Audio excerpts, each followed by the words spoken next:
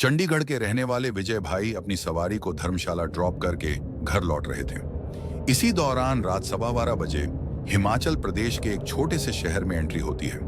पर उस शहर में एंटर करते ही इन्होंने पाया कि चारों तरफ एक अजीब सा सन्नाटा, और उसी सन्नाटे के बीच उनके साथ जो भयानक घटना घटी, उसकी वजह से वो कई दिन घर से बाहर ही नहीं निकले।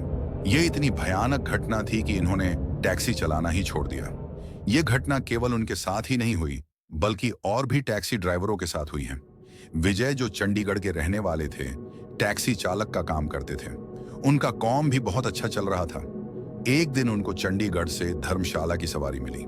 उन्हें चंडीगढ़ से निकलते निकलते दिन के 2 बज गए और धर्मशाला पहुंचते रात हो गई। जब वो अंब में पहुंचे तो सवारी में एक आदमी और उसकी फैमिली थी। सवारी में उस आदमी ने कहा कि आप आज रात को यही रुक जाना, रात को यह रोड ठीक नहीं। ऐसा सुनते ही विजय उनसे पूछने लगा कि ऐसा क्या है इस रोड में। उस आदमी को लगा कि विजय डर रहा है, तो उसने बात को बदल दिया।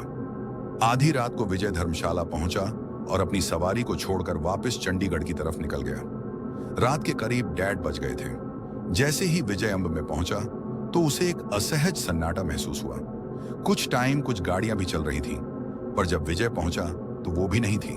बस था तो विजय और उसकी गद्दी और एकदम घोर अंधेरा।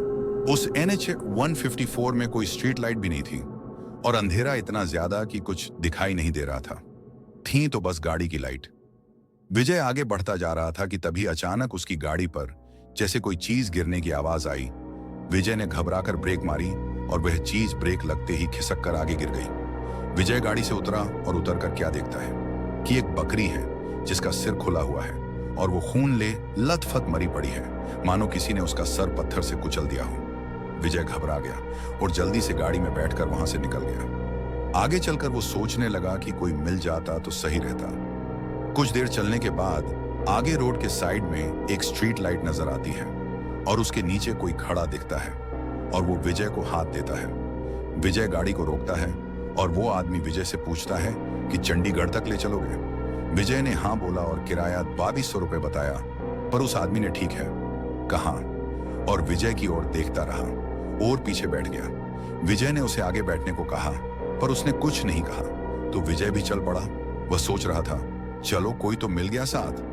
कुछ टाइम चलने पर विजय महसूस करता है कि गाड़ी जिस गियर में, जिस रफ्तार में चलनी चाहिए, उस रफ्तार में न चलकर बहुत धीरे चल रही है, मानो गाड़ी के ऊपर बहुत ज्यादा लोड हो। तभी गाड़ी का इंजन गर्म हो जाता है और उससे धुआं निकलने लगता है। विजय हैरान था कि अभी तो गाड़ी की सर्विस कराई थी, फिर ये कैसे। विजय गाड़ी से उतरता है और बोनट खोलता है। तभी उसकी नजर पीछे बैठे आदमी पर पड़ती है और विजय की चीख निकल जाती है। विजय देखता है कि उस आदमी का सर ही नहीं था। उसने सफेद कपड़े पहने थे और वो पूरा खून से लथपथ था। विजय बहुत डर जाता है और वहां से भागना शुरू करता है। वह आदमी भी उसके पीछे भागना शुरू कर देता है। 1-2 किलोमीटर भागने के बाद रोड साइड में एक मंदिर आता है और विजय उसमें घुस जाता है। वहां एक पुजारी जी होते हैं।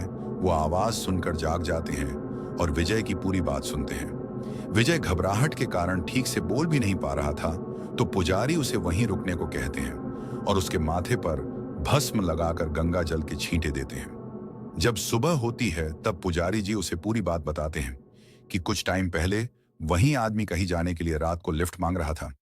वह गाड़ी को रोकने के लिए रोड में आ गया, लेकिन उस ट्रक ड्राइवर ने ट्रक रोका ही नहीं और उस आदमी को कुचल दिया। सिर कुचलने से उसकी मौत हो गई। अब वही आदमी जो उसे लिफ्ट देता है उसे मार देता है। इससे पहले भी बहुत से लोग इसका शिकार हुए हैं। 1-2 ने तो अपनी जान से हाथ धो बैठे हैं।